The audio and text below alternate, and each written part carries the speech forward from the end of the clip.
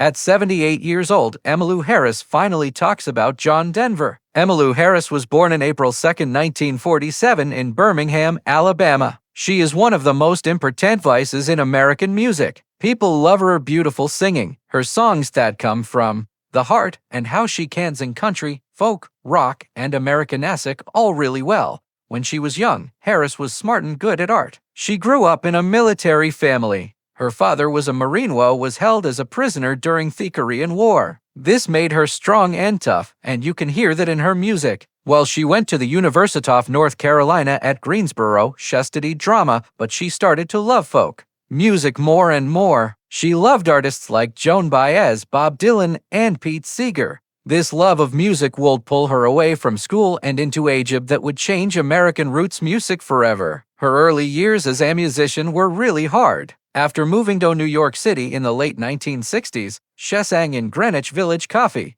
shops during the folk music boom. Like many young artists back then, she had money problems and worked different jobs while trying to make it as a musician. During this time, she made her first album called Gliding Bird in 1969. This album showed she had talent but didn't make her famous yet. Hard times in her personal life, like a short marriage and being a mom, tested how strong she was, but she never gave up. Her life and career changed completely in the early 1970s when she met the famous country rock artist Graham Parsons. Parsons used to be in bands called The Birds and the Flying Burrito Brothers. He heard Harris's amazing voice and asked her to sing harmony with him.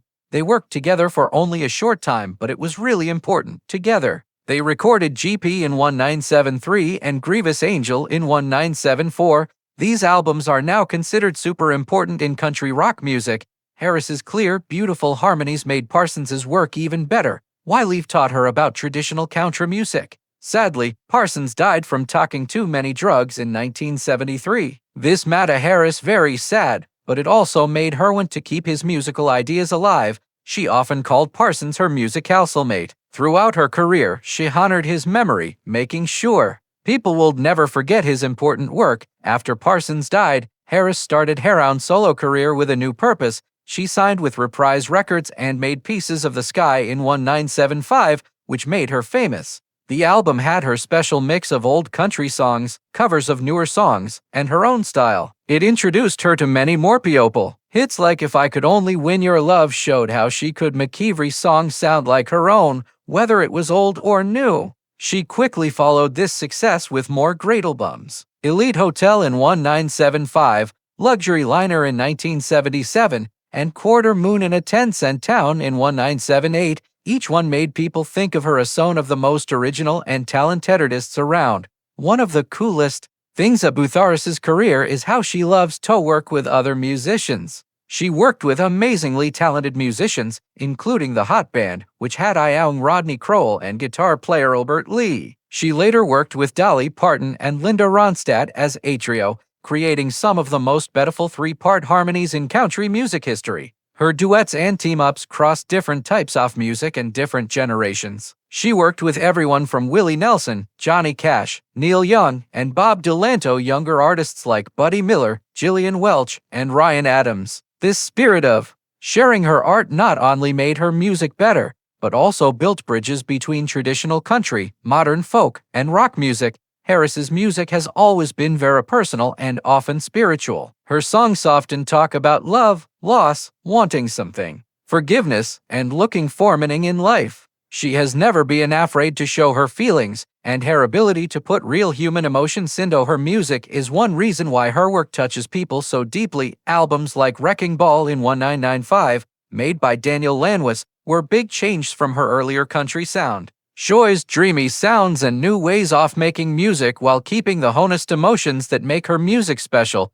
This willingness to try new things kept her career fresh and important for many years, bringing in not only country music fans, but also people who liked alternative and indie music. Besides her music, Emmylou Harris I loved for her kind heart and quiet strength. She has worked to help animals, starting Bonaparte's Retreat, a rescue group that saves dogs from being put to sleep. She has also used her voice and fame to help causes like removing landmines, helping after disasters, and supporting veterans. Her activism, just like her music, shows her caring and feeling responsible for the wider world. Over her career, Harris has won countless awards and honors, including 14 Grammy Awards, getting into the Country Music Hall of Fame in 2008 and the Grammy Life at Amichevent Award in 2018. These awards, while really important, only begin to show how much she has influenced music. She has inspired countless musicians, from big stars to new songwriters. And her work continues to be a guide for those who believe in the power of music to heal, bring people together, and go beyond boundaries. Emmylou Harris has experienced the complicated parts of love, partnership, and family life through 3 marriages, each leaving its own mark on her personal journey. She has openly said she is a really good ex-wife, a comment that shows her thoughtfulness, honesty, and the self-awareness she brought to her relationships. She admitted both good times and hard times off marriage without being bitter. Her first major love story began in 1969 when she met fellow folk artist Tom Slocum while living in the creative heart of New York City's Greenwich Village, a neighborhood famous for its creative energy and growing folk music scene. Their shared love of art and youthful hope led them to marry in the same year, joining their personal and work lives during a time of big cultural and musical change in America. In 1970, Harris and Slocum had their first daughter, Holly. Having a child was a big change for Harris as she tried to balance her growing career and being a mother. Despite the hard parts of life on the road as a performer, she often took Holly with her during in the early part of her career, making sure the child was at least partly part of her world. However, Harris made the hard decision to heavily spend most of her time living with her grandparents in Maryland, knowing that constant travel couldn't replace stability and a steady upbringing. Looking back on this time, Harris honestly said, "I don't think the road is good for kids. Once in a while, it's fun like a trip to Disneyland, but not as a way of life." This shows her careful thinking about what was truly best for her daughter. In the end, Harris and Slocum's marriage ended in divorce in 1971 after just 2 years together, ending her first try at a long-term partnership. Several years later, Harris found love again, this time with her producer, Brian Ahern. Their relationship grew from working together into a personal commitment that led to their marriage in 1977 at Ahern's home in Halifax, Nova Scotia, a place that showed their love for both privacy and the natural beauty around them. After their marriage, the couple moved to Studio City, Los Angeles, California, an area known for its connection to the entertainment business, which let Harris continue her music career while building a family life. In 1979, Harris and Ahern had their second daughter, Megan, making Harris's family bigger and adding new parts to her life as a mother. This time was a mix of home responsibility and artistic growth as Harris balanced being a mother with a career that was quickly getting bigger. However, despite their shared history and creative connection, the marriage ended in divorce in 1984, causing Harris to move to Nashville, Tennessee, a move that would set up the next chapter of both her personal and work life. Harris's third marriage came in 1985 when she married songwriter and record producer Paul Kennerly. This partnership was built on a shared love for music and storytelling. For several years, Harris and her family lived in an older home near Nashville's famous Music Row, the heart of the city's country music busyness. This location let Harris stay deeply connected to her work while providing a family environment filled with creative energy. Despite these shared values and their musical work together, Harris and Kennerly's marriage, like her previous ones, ended in divorce in 1993. Each of these marriages, however, played an important role in shaping Harris's views on love, family, and life on the road, leaving her with a deep understanding of both joys and hard parts of close relationships. For many years, fans of both Emmylou Harris and John Denver have wondered about the true nature of their friendship, their occasional work together, and the respect they seem to share for each other as artists. While Harris has often been quiet about discussing her private relationships, especially with fellow musicians of Denver's fame, she has now at the age of 78 opened up in a rare and heartfelt interview, sharing lit on the bond they had and the lasting impact Denver had on her life and career. Harris, known for her beautiful voice and the way she smoothly blends country, folk, and rock influences, started by thinking about the kind of person John Denver was outside of the stage personality that millions around the world loved. John was above everything else real, she said softly. There was no fake stuff about him. The man you heart-singeing take me home country roads waste same man you'd meet backstage or in a quiet walkout in the hills. He believed in the beauty of nature, in kindness, and in music as a way to connect people. That wasn't an act. It was who he truly was. She went on to remember how their paths crossed during the peak of the 1970s folk and country boom when Harris was making a name for herself and Denver was already a star around the world. Their musical styles worked well together in surprising ways.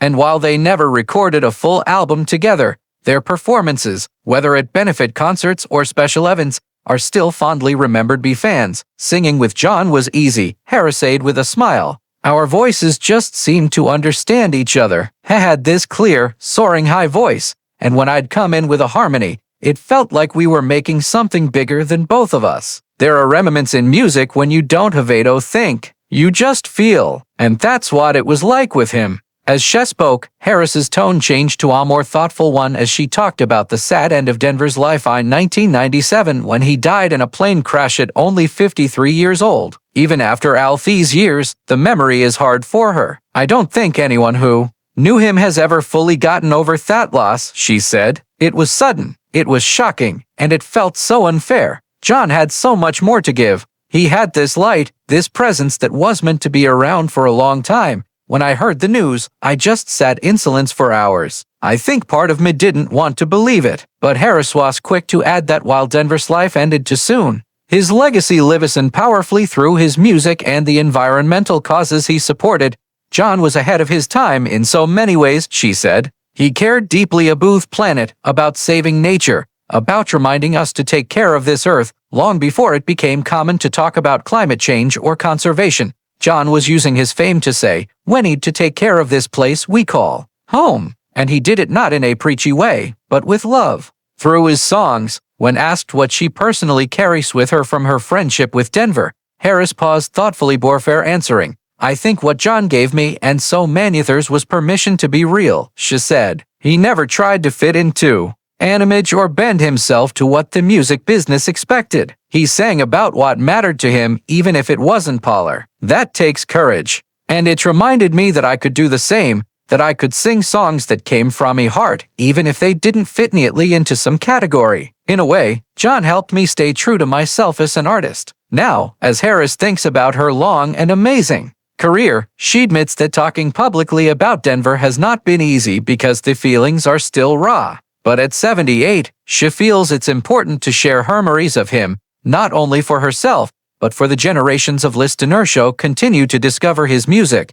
We don't get many people like John in this world, she finished, her voice touched with both sadness and gratitude. I miss him, I honor him, and I'm so grateful I got to share even a small part of this journey with him. Whenever I hear his songs, I feel like he's still here, reminding us to love more deeply, to live more simply, and to always keep our eyes on the beauty around us. In finally breaking her silence, Emmylou Harris has given fans an intimate look into a friendship rooted in music, respect, and a shared love of life's simplest joys. Her words serve not only as a tribute to John Denver, but as a reminder of how music can make connections that time and loss can never erase.